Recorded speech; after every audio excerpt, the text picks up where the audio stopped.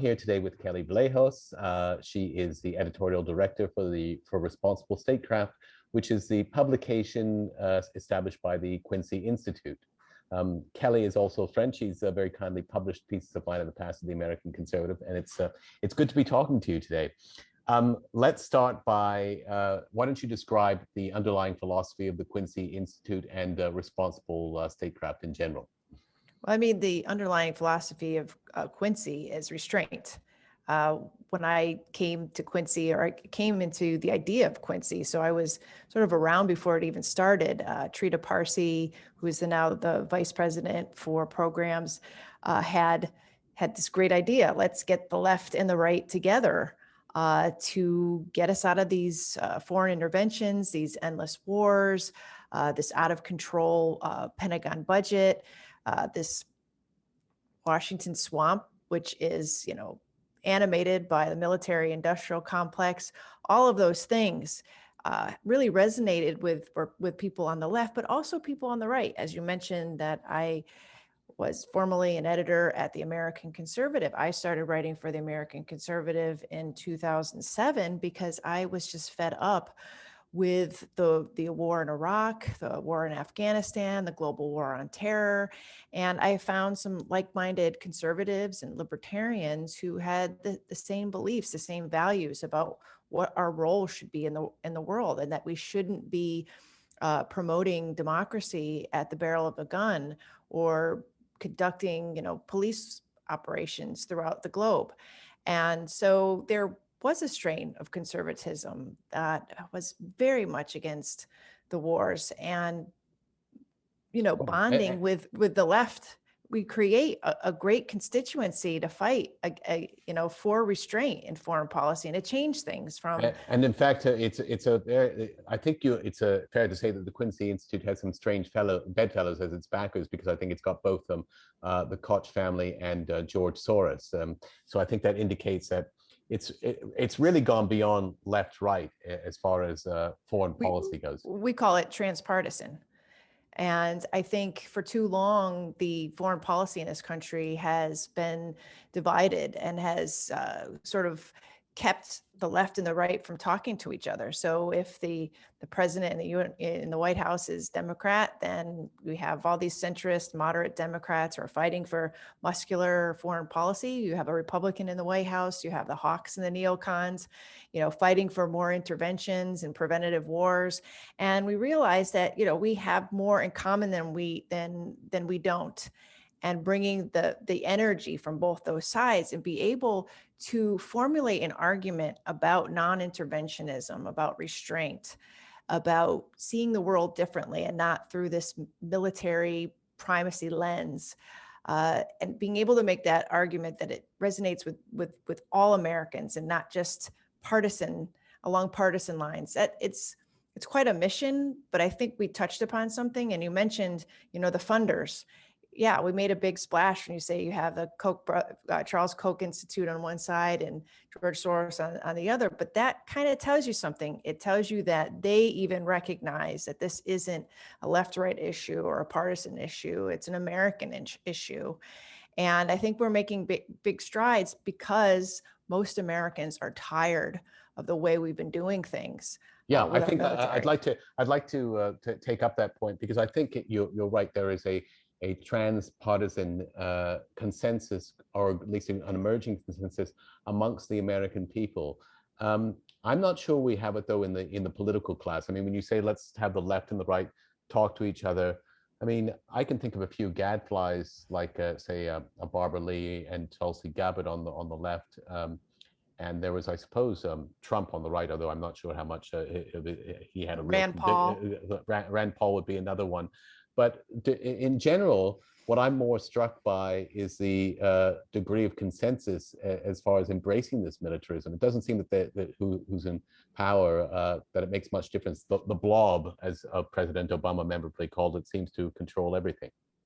Right, and it really shows you the disconnect between Washington and the rest of America. There has been a growing disconnect. We see it in all facets of life, the lack of faith in our institutions, particularly our governmental institutions. And a lot of that comes from watching these failed war policies over the last 20 years. We were lied into the war in Iraq. There were no WMDs.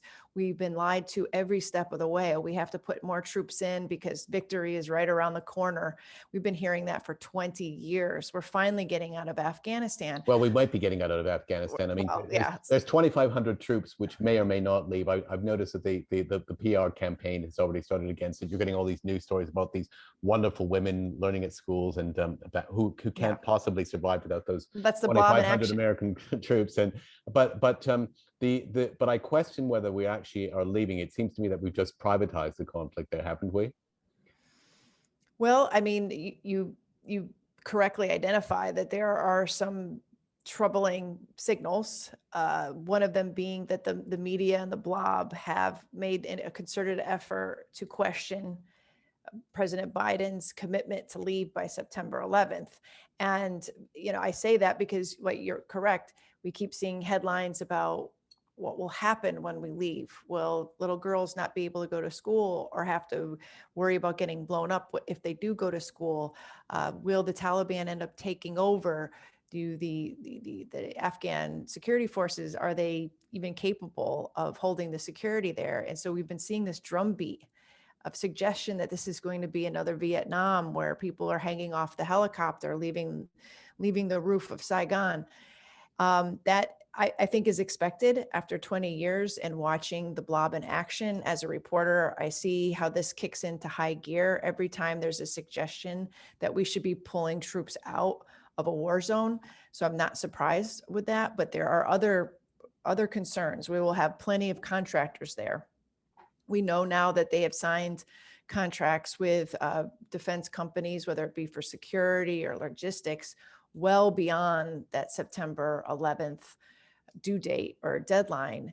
A lot of that is baked in. We have embassies there. They want to have people to protect the diplomats there. And so they go with a triple canopy type defense company that specializes in, hired guns. They need to, maintain IT. They need to maintain some of the weapon systems and the planes that we've given the Afghans. And they don't have the capability of doing themselves. So we're hiring contractors who can sort of keep doing the training and the maintenance and other there's no congressional oversight. I mean, these are private contractors. So I'm just wondering how we can exert any kind of control about them. And then if it happens that one of these contractors happens to get killed in some sort of conflict, whether that's going to start the drumbeat of saying, you see what happens when we move out our troops. This is where we expose America. It's definitely a way of continuing some parts of the war without a real military footprint. So it's conducted in the shadows, so to speak. And I would be more concerned if I started seeing reports that we were having more military security contractors over there than originally anticipated. That's when I think the real red flags are going to go up. We know that there'll be, like I said, security contractors for the embassies there, but if we're going to have some Blackwater situation or Wagner Group situation, they being the security contractors for the Russians, just carry on, the operations there, counterterrorism operations there. That's when we need to be concerned. I'm also concerned of where we will be conducting those counterterrorism operations, because there are many members on the Hill who are concerned that we won't be able to dive in if there's some Al-Qaeda flare up or ISIS flare up. And so there's all this talk about where we will be stationing troops, and we don't actually know where they are. I mean, we don't know where we are. We don't know how many there'll be. Yeah. We have casualties in places like Mali, and I remember that came up a few years ago, and my reaction was I didn't even know that we were officially stationing any troops there. So it's an ongoing problem that you have black op budgets with minimal congressional oversight, and now you have private security firms that are handling a lot of the functions traditionally done by the military. So it's I'm not sure how you how you exercise any kind of democratic oversight on that kind of a situation any longer. Yeah, unfortunately, we've been living under those kind of conditions for the last 20 years. I mean, we had two major theaters of war, Afghanistan and Iraq, but yet we've been carrying on drone operations, intelligence operations, continuously in other parts of the Middle East since then. So we're talking Syria, Somalia, Libya, other parts of North Africa you've mentioned, and with little oversight. The oversight should be more effective. I blame my members of Congress for not asserting their authority more, whether it be on rescinding the authorization for the use of military force or replacing it with something that requires more oversight. At this point, they can add different terror organizations to the list of forces that are authorized under the 2001 authorization for the use of military force, and they don't have to tell Congress first. And the other so they can just add little theaters of war as they go along, and of course that's going to result in us having no insight or scrutiny of how these wars are conducted in our name. And then the other problem is a domestic one, and this is the old trick my old friend Chuck Spinney, you're familiar with, and used to talk about political engineering. So the minute you start talking about cutting back the defense budget or cutting back in operations, and the Pentagon, not only do they start lobbying all their old friends in the press, but they say, well, if that happens, we're going to have to cut back this particular project in your district, or we're going to cut back on this military base, and that's going to hurt your local economy. And that, of course, intimidates a lot of congressmen, congresswomen against speaking out, or at least advocating real cuts in the defense budget. Oh yeah, it's an absolute mess, and we see it happening right at this very moment. We have a story up at Responsible Statecraft from a great writer, Andrew Lautz, at the National Taxpayers Union, basically responding to a Democratic congressman, Anthony Brown, who had come out with this op-ed basically saying, well, if Biden wants to do all of these big family and jobs programs, we're going to have to start cutting back our defense. And that would mean, money like R&D money that goes to vaccines and soldier pay and DARPA money that comes up with great things like the internet. And we don't want to cut those things, do we? And so we should have this parity. And that's another thing where if they want to increase some domestic programs like for families and education, all that, then they need to do the exact same amount on the defense side. This is how the deficit goes sky high. This whole idea of parity. But here's a Democratic congressman who's making the case that, well, if you're going to raise these domestic programs, you're going to have to increase the defense budget because China is looming, and so we see this all the time, and that means that the budgets just go up, up, up. Nobody will give, and there's this sort of tacit agreement between both sides. Well, if you want to raise this program over here or this social program over here, you're going to have to give us money over here. And they've been doing that for years. There's been just no restraint on the budgets. But as you point out, and Chuck always points out, that most of these programs, many of these defense programs are boondoggles that are just, and they're deliberately backloaded as well. I mean, the costs are always underestimated at the start. Then they start spending a bunch of money, and then it's invariably they invariably give a lowball estimate, but it's enough money that that when they're 20 or 30 billion dollars into a particular program, they say, well, we can't stop it now because, of course, we're just going to be throwing away taxpayers' money if we don't finish the course at this point. So you get these boondoggles, like, for example, the F-35, which is just right. I think they're something like 220 million per plane right now, or something absurd like that. It's not even a particularly effective aircraft by all accounts, if you talk to people in the military. Right, and you would never see this happening in the real world, in the real economy. And I know that Chuck likes to talk about how the Pentagon is his own sort of quasi-political economy in which things happen that don't conform to the normal laws of economy. You know, you have, like you mentioned, you have this F-35 that's been going on for what, 30 years, and 60% of it it's not meeting operational standards. You go into the real world, if that was happening, that thing would have been taken off the line 20 years ago. So it really is this real separate ecosystem that it's not really only just separate. exists. The problem is it's not even a separate ecosystem anymore. One of the real difficulties is that perverse system of cost plus, as the military calls it, where you basically say, you know, it's X price plus 15% we build in that margin.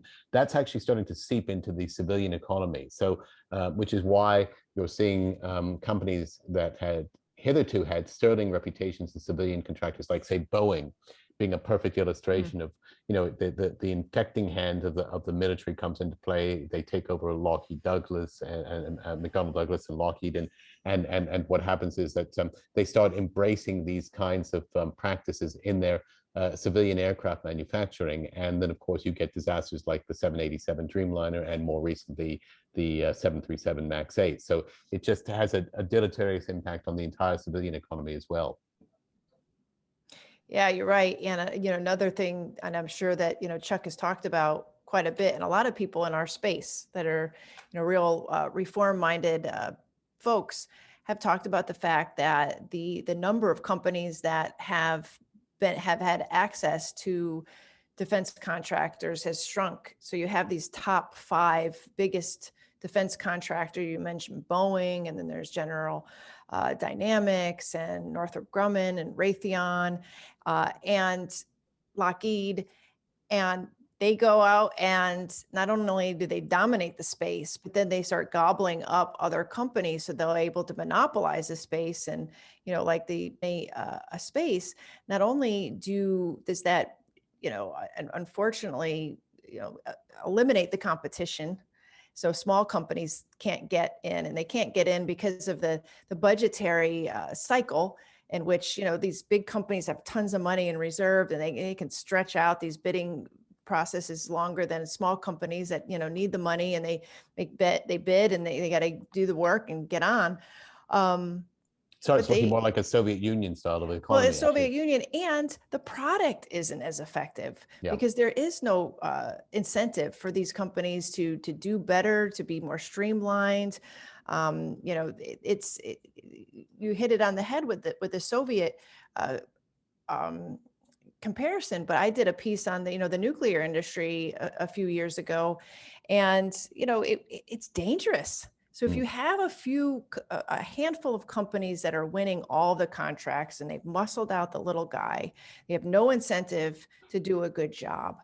And then the government becomes dependent on those top 5, and they create a situation where they might be like in the nuclear industry, where I was doing a piece on Los Alamos Laboratory, where they actually be cutting corners and putting people in actual dangers, workers and community in actual dangers when you're talking about nuclear material. And then the government says, well, they turn around and they give them more contracts because they say, well, there's nobody else in the space.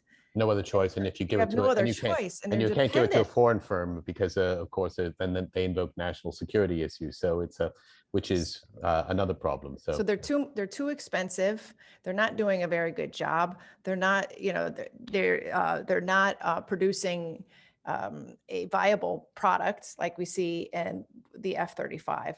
And so there's something really inherently wrong with that we've lost touch with the whole idea of a free market economy where competition and innovation springs forth, where instead we have these 5 big plotting, bloated companies basically dictating to the government, you know, how, when, why, and where, and how, and for how much, you know, our most important national security, you know, products are going to be made. And I think we're seeing that with the F-35 is the most, it's the most vivid example. But there's many others. Okay, let me take a step back because we've discussed the impact of this growing militarism in our economy, and let's assume in a miraculous alternative universe that this transpartisan consensus that's reflected in public opinion polls starts to get miraculously reflected in Congress. Do you see any signs that anybody in either party is starting to embrace the philosophy of the Quincy Institute? I mean, as I said, there seem to be a few mavericks such as a Tulsi Gabbard or a Barbara Lee and Rand Paul. But in general, you know, ironically, one area where you do see bipartisanism is the embrace of neoconservatism in terms of the foreign policy. Even amongst the progressives, you don't really see any rethinking of these issues. I'm just wondering if you find the same thing. Yeah, where there are politics, I think we have the least amount of improvement on this level. I think because of the polarization of our, whether it be the Beltway politics or beyond, does it leave a lot of room for people to step back and start thinking more broadly about how they feel about foreign policy and whether or not they'd be willing to reach across the aisle and start working on these issues and maybe listening. And unfortunately, though, when they reach across the aisle, for example, when we had all this stuff about Russiagate and some of the other things, Democrats were they're perfectly happy to reach across the aisle when it came to withdrawing troops, say, from Germany when Trump proposed it. They were happy to speak to people like, Liz Cheney, for example. And of course, now they're lionizing her for a variety of different issues. But it never seems to go the other way in the sense of people saying this is a madness. We've got to stop this. And I don't even see, I've noticed that there's been increasing migration of many neocon hawks into the Democratic Party. And in fact, as you pointed out, people like Blinken are pretty extreme on some areas, such as Syria, for example. But I don't even see in the Republican Party that there's this isolationist or realist or modesty in foreign policy any longer. Maybe some to do it to embarrass the Democrats a bit, but I don't get really the sense that even in the Republican Party that you're starting to see, say, a Quincy Institute advocate. Am I wrong about that? No, I don't think so. I think what we're seeing, the reaching across the aisle, like you mentioned, is all about China right now. And you see a lot of bipartisanship on how we need to bolster our defense budgets to perpetuate a military primacy in the region. I mean, that's as easily as I can put it. We have a couple bills on both the House and Senate side as I speak that are bipartisan bills. In the House, Robert Menendez and Jim Reich, Democrat and Republican respectively, have put up together a Strategic Competition Act. I don't know where that is right now, but basically it was outlining a sort of a plan to compete with China because we feel as though that they are an existential malign threat. And so on every avenue, whether it be technology, weapon systems, trade, education, you name it, there is this implicit idea that we have to compete because if we don't, they're going to take over the world, basically. And here you have a Democrat and Republican, and there are many. I've watched several hearings since the Biden administration took over, whether it be their intelligence hearings, armed services, foreign relations, where both the administration official, and the lawmakers questioning them have been very forceful about how China is a peer pacing threat, and we need to marshal all of our federal resources to meet that threat. And so if anybody had any illusion that the Biden administration was going to come in and start talking like my fellow Quincy, colleagues here about trading in that sort of, military talk for a diplomatic approach, they talk a good game about diplomacy, but if you really read between the lines, they're talking about perpetuating the status quo, which is building up our military assets. In fact, it's even worse than perpetuating the status quo, and even the diplomacy has withered on the vine, in the sense that, for example, on China specifically, there has been this constructive ambiguity on the issue of Taiwan for a long time. Right. That there's a one China policy, even though we de facto treat Taiwan as an independent nation. And that's worked out well in the sense that it's preserved a relative stability in the region.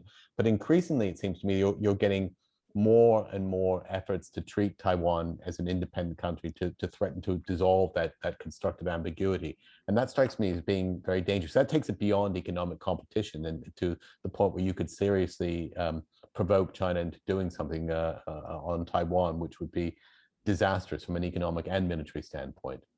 Right. And you're also seeing a bipartisan approach to that too. So this is not just, Mike Pompeo out there beating a drum for Taiwan.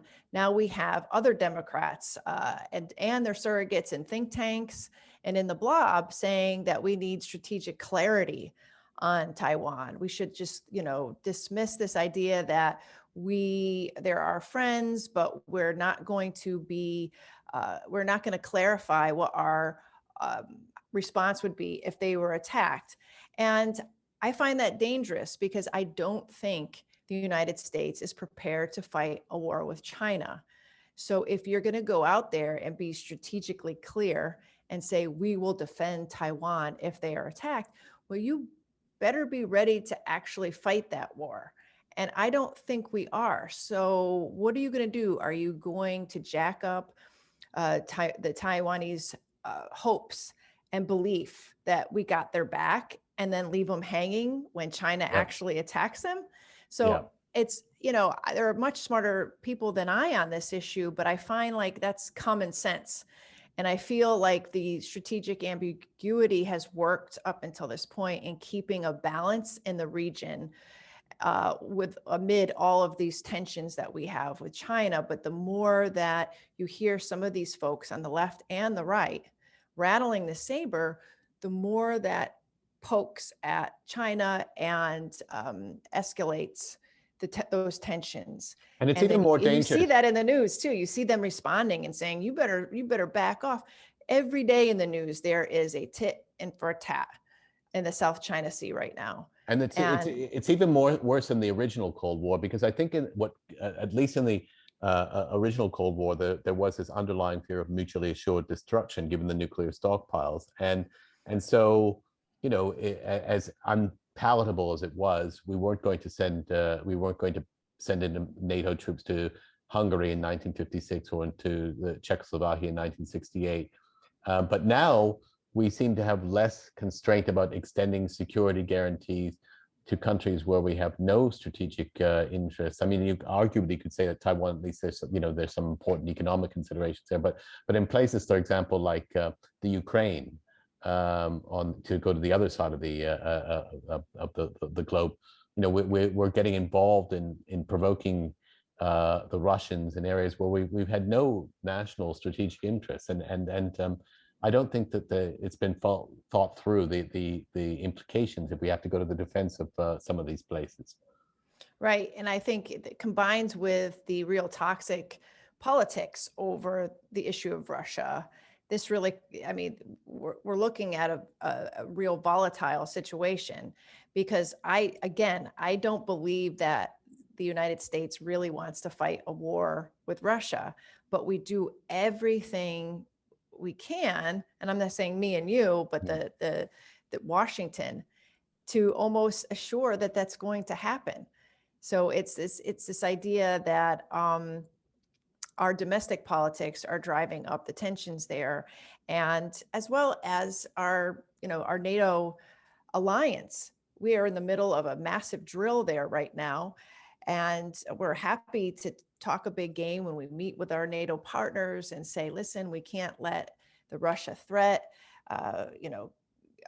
encroach upon the region and our friends, or Ukraine and the other former Soviet states. So we have to be vigilant. We have to bulk up. We're going to drill. We're going to practice. We're going to show strength.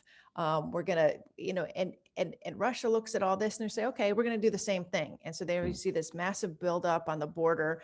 And I'm not saying that Russia doesn't have responsibility for its own actions. It absolutely was building up its military on the border there.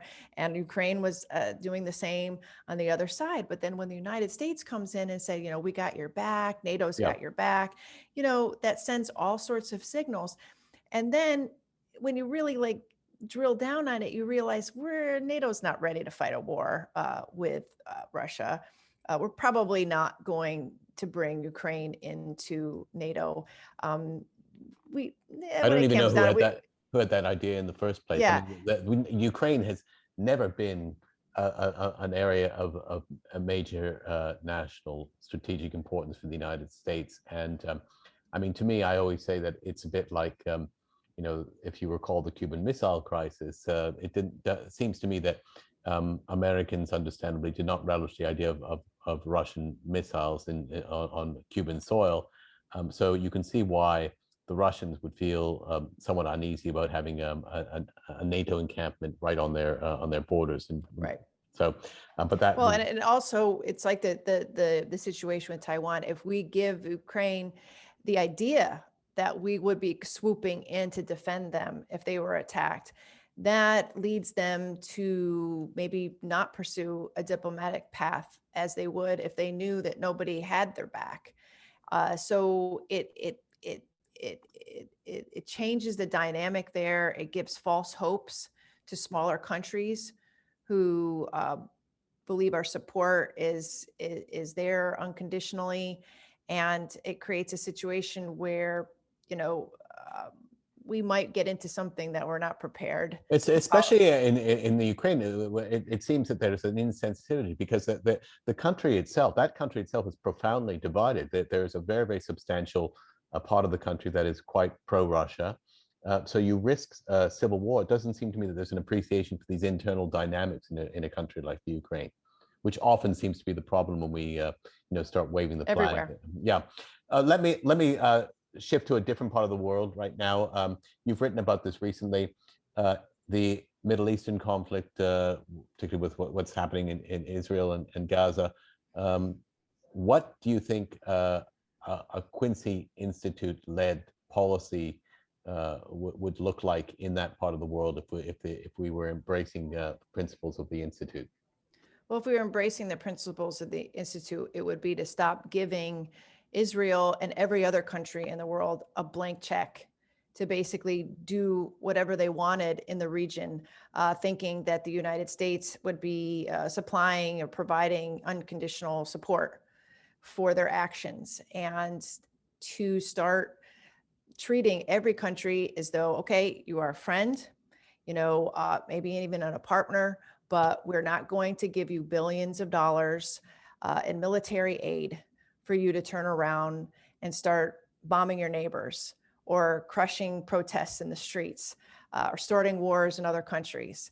And that's what we've been doing basically in the Middle East for the last 40 years. And I think there needs to be some serious tough love.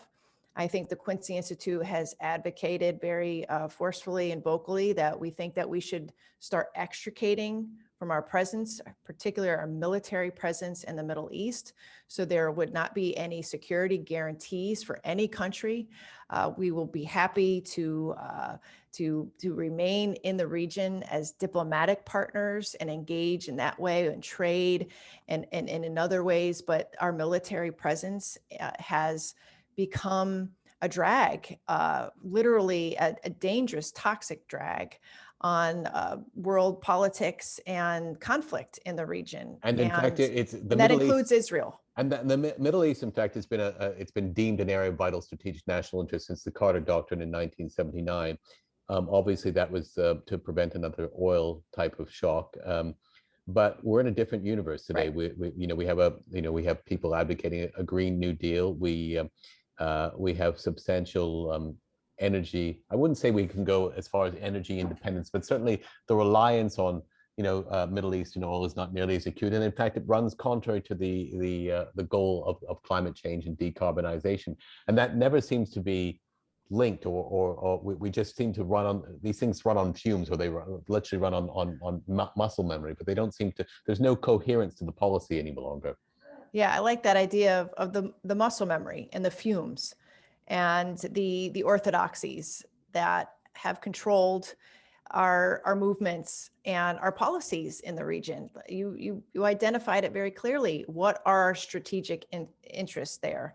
And it's been a very long time since we've had a real honest, forthright conversation about our strategic interests, U.S. strategic interests. And I think it's time for a reassessment. I think that the Quincy Institute has been engaging in that reassessment and banging the drum about the very things that you just said, that, you know, this Carter Doctrine has reached its sell date, and all of these entangling alliances that require us to sell weapons of destruction to Gulf states, to Israel, in the billions of dollars, so that they can turn around and engage in wars. And as we see in Yemen today, a perfect example. We were assisting Saudi Arabia in that war since 2015. Supposedly, we're ending our assistance to Saudi Arabia in that country, but that's only after tens of thousands of people have been killed and cities leveled, and cholera, starvation. I think it's also we really want to be part of that any longer. And I think it's also important to point out that that so-called foreign aid, as you've mentioned, it should be made explicit that a lot of this is tied, foreign aid, and it's tied to military purchases. So it's not really foreign aid that's there to facilitate economic development. Everyone talks about the $4 billion that we provide every year to aid to Israel, and question whether that should be done anymore. But they fail to realize is that 3/4 of that is tied into buying U.S. military weapon systems. So it's a make-work project for American defense manufacturers and contractors. The collateral damage is that Palestinian civilians get wiped out when we get these kinds of conflicts. But we don't actually ever think about redirecting the foreign policy, the foreign aid, to areas of economic development. Even though we talk a good game about developing, we talk a good game, and it seems to me that that's another thing that's got to be reconsidered. Absolutely, and it not only obviously in very visceral ways that we're seeing on television today is impacting the Palestinians, but it's impacting Israelis as well. I mean, that whole part of the world has been volatile and stable for years. And our policies of just handing over this military aid, whether it be to Israel or Saudi Arabia or UAE or Egypt, has not made the Middle East a safer place to be. If anything, it's more volatile. And we are giving money to despotic regimes. We'll leave, Netanyahu, he has, we know his story, but let's take a look at Egypt. Let's take a look at, MBS and the UAE, who have used, those weapons not only against each other, but, against their own people when they are rising up in these Arab uprisings of 2011. So we're actually creating a situation we have, the Arab Springs become Arab winters very quickly. So we talk a good game about human rights and being a beacon of light for the rest of the world, but yet that we have maintained this policy of feeding, despotic authoritarian regimes that are keeping people in open air prisons, repressing protests, torturing people in jails, throwing dissidents in jail. We can go on forever, and we know it's happening, and we still do it. And I feel like that's not helping. That's not serving U.S. interests, because, frankly, we have troops over there. They have targets on their back always, and they have for every decade since the 9/11 and beyond. So it hurts us, but it also hurts all of these countries, and it's time for a reassessment. And let's bring it to a close. Are there any signs that we're getting close to the point where we're going to have that reassessment? Are you guys likely to be in business in 5 years' time? Oh, I know we will, Yeah, because yeah. I've seen Quincy flourish, because we are touching a nerve. We're not only touching a nerve with Americans who really don't like the direction of the U.S. foreign policy, and they've seen the failures of the war, but we see it in the academic community, in the think tank community. A lot of people, see us as this scrappy upstarts, but I find that the language of Quincy is being repeated in places where they were dismissing restrainers in the past. I think there's a sense that people know where the winds are blowing, and we just, we can't, this consensus, Cold War mentality of liberal interventionism and leading the rules-based order. It's old. Maybe It's old, they and have it needs to be refreshed. And I think people know that. It's just, but you had asked me another question about that I wanted to answer. Okay. I can't remember what it was. You had said something about about 5 years from now. Or signs that you were getting any kind signs. of. Yeah, yes.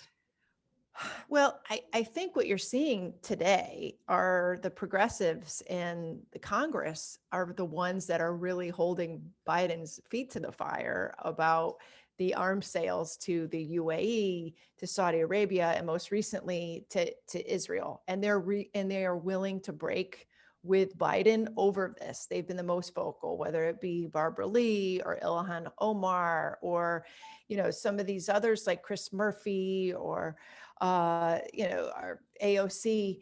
So you're really seeing the far left actually, be the scrappy upstarts on this issue. Unfortunately, I'm not seeing the same kind of energy on the right. I mean, Rand Paul has always been a stalwart supporter of reassessing our foreign policy.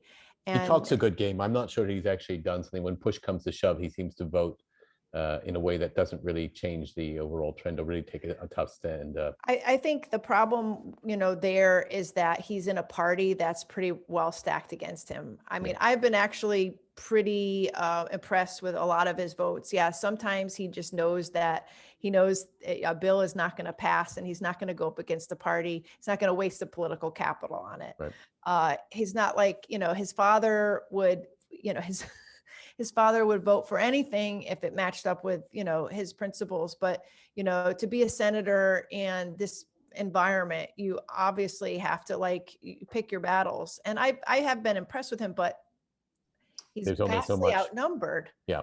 And he's got the whole, not just the political complex is railed against it, but I'm also struck by how much of the media still parrots that line. It's the blob encompasses everything. It's not just right. the Pentagon, Congress. It's the media. You get the shills in the media who will be parroting the conventional lines, and there's not very many outlets for those alternative views out there, other than yours, for example.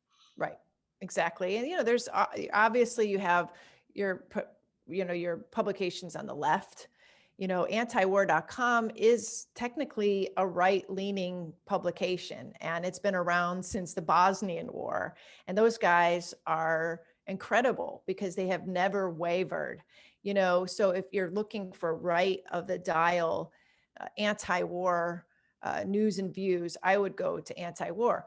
American Conservative has always been, since the Iraq War, has always been a conservative voice for non-interventionism. But yeah, you're right. There's not a lot.